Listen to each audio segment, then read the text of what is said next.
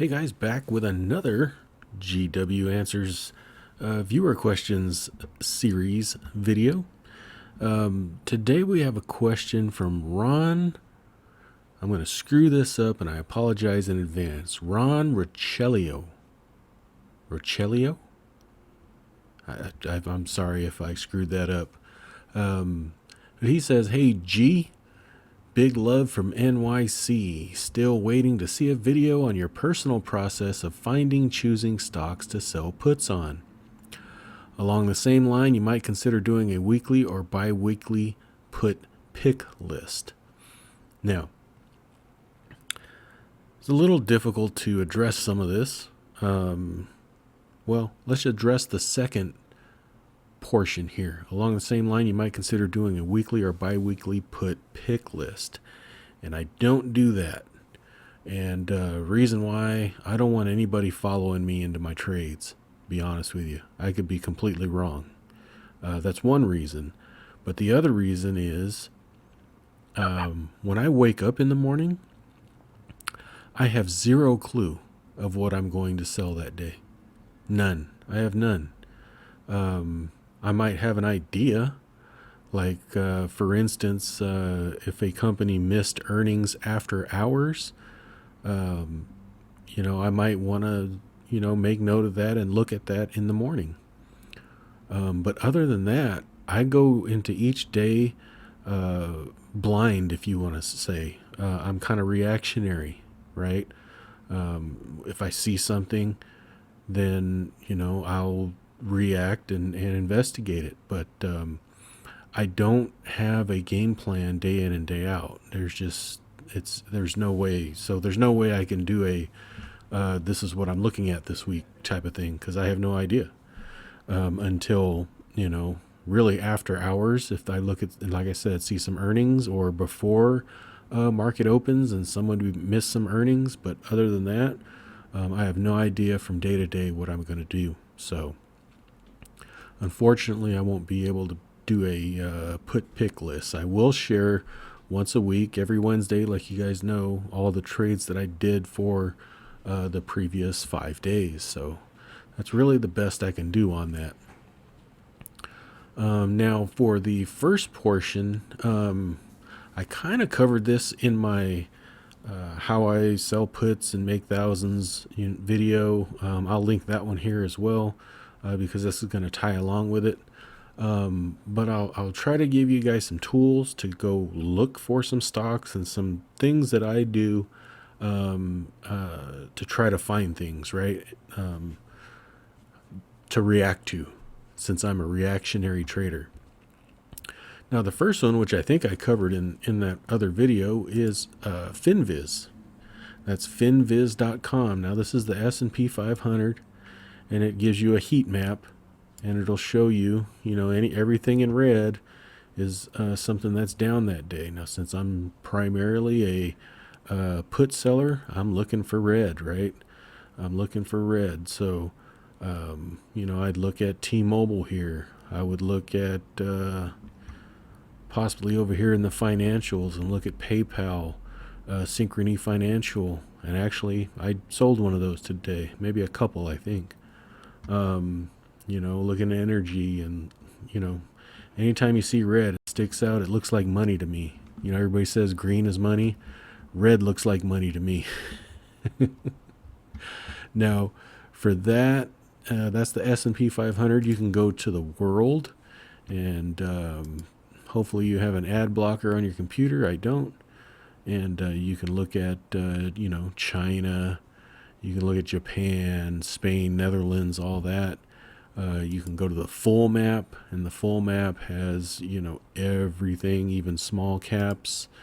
And I like this one as well, but it can get kind of, I don't know what the word is, getting into these small sections here, right? And then another one they have is ETFs. So the ETF map, really nice, and you can, pick out the money red really quickly. So that's FinViz. And another one I use is Fidelity. If you have a Fidelity account, you can go up to news and research and look at stocks. They do have an options tab. I seriously don't like it, to be honest with you. They do have some good educational stuff on options within Fidelity, but if you have a Fidelity account, click on these because it doesn't come up real fast. Like, if you hold it for a second and all of it comes up, so you'll see, just click on stuff, man. There's a lot of education in here to be had. But for me, I go to stocks, and we're in the stock research center, and you can go to stock screeners, and they have preset expert strategies. They have market movers, but what I like to do is look at stock screeners, and what I would do is how did I do this? I go to my screens. I already set up the screen, but you'll see, hey, where's my screen? Oh, you know what? I'm logged in a different account. So you can just start a screen, and you can come here and you can go by security price, right? Say you want to look at stocks from 30 to 69 bucks. It'll show you that. And then I like to do percentage price change today. Okay. And, you can choose a bunch of other stuff here. You could do market cap. You can do it by sector, all that good stuff. So you can break it down even further, a lot further. And what I like to do is click on percentage price today, and I'll double click it, and it'll sort by most red, because red means money. And, once I find something, I usually look for stuff that pops into my eye, right? Like, oh, I know that, right? I don't look for stuff that's memey or just, totally unknown, right? So, after a while, you'll get to know what you're doing. Like here, Synchrony Financial. Let's look at it. You could click on it, and it'll bring you into the chart, and then you can do the things that I show in that other video, where you look for support, resistance, moving averages. You check for earnings and all that stuff. So then you can pick your strike price, and then you can go to wherever you're selling your options at, and see if the premium is worth it to you. Now, in Interactive Brokers, where I do the majority of my options trades, I set up my own watch lists. So just over time, I've built these watch lists, and I don't necessarily, or I haven't, just because it's in the watch list doesn't mean that I've sold a put on it or sold a call on it or anything. It's in my watch list, and if I see something that I like, and then I'll deal with it. If I've had a hard time updating this, or I've been bad at updating it over time, and I need to do a better job on that. But you'll see I have miscellaneous, and I just threw some stuff in there, that didn't fit in other areas, right? Vizio, you can call that a tech company, I guess. Herman Miller, it's an office furniture company. Goodyear Tire, I don't know where else that fits, to be honest. So it was just kind of a catch-all. But the good one is my ETF one, and I would encourage everybody. Am I missing one? Wait a second. 1, 2, 3, 4, 5, 6, 7, 8, 9. Okay, I got them all. I would encourage everybody to at least copy this one, right? This is the Spider sector ETF. So XLY, which is consumer discretionary, XLV, which is healthcare, XLI is industrials, XLU is utilities, XLK is tech, XLP is consumer staples, XLB is materials, XLF is financial, XLE is energy, and XLC is communications. Now I keep this here just so I can, at a quick glance, I can see what sector is having a bad day that day, right? And so, if I'm in a search for something, I'll look at the sectors that are red, and I'll know, okay, I need to go look at communication services, or I need to go look at energy for some opportunities possibly. So that's one that I would encourage everybody to have. And then I broke down to consumer defensive over here. I think I'm running this late, so data might be funny in interactive brokers. Communications, so you got your AT&Ts, your AMCs, and your GameStops, your Googles, Comcast.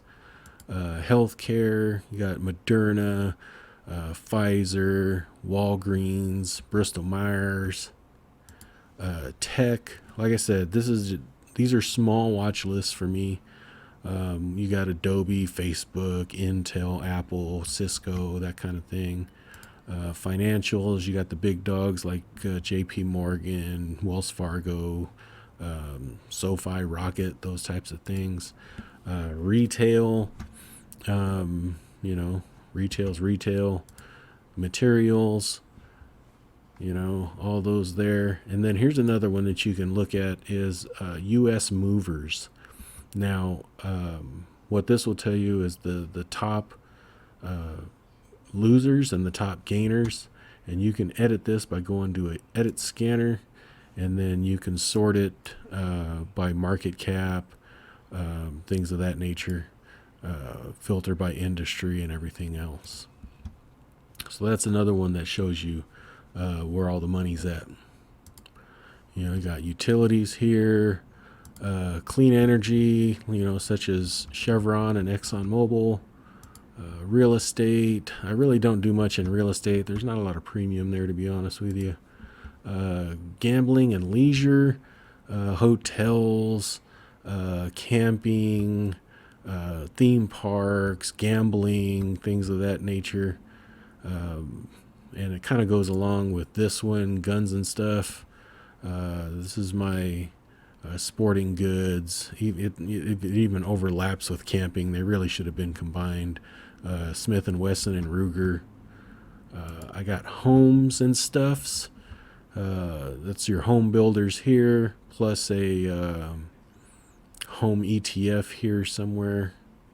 Which one's the home ETF? ITB and Nail.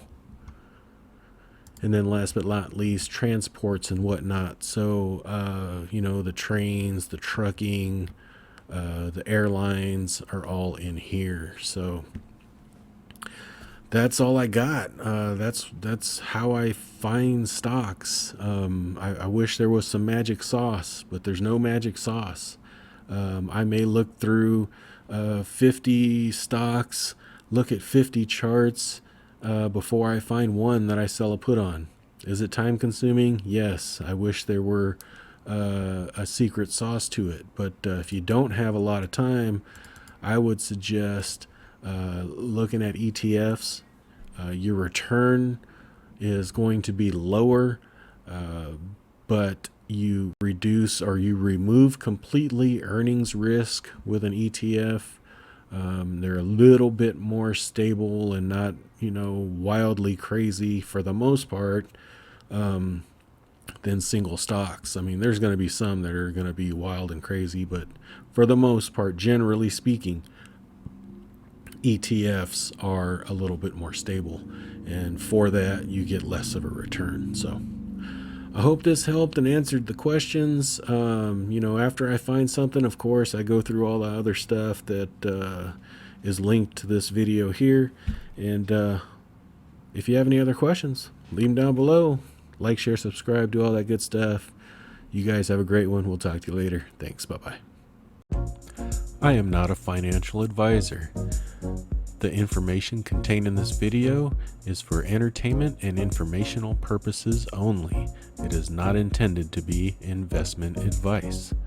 please seek a licensed professional for any investment, tax, or legal advice. Thank you.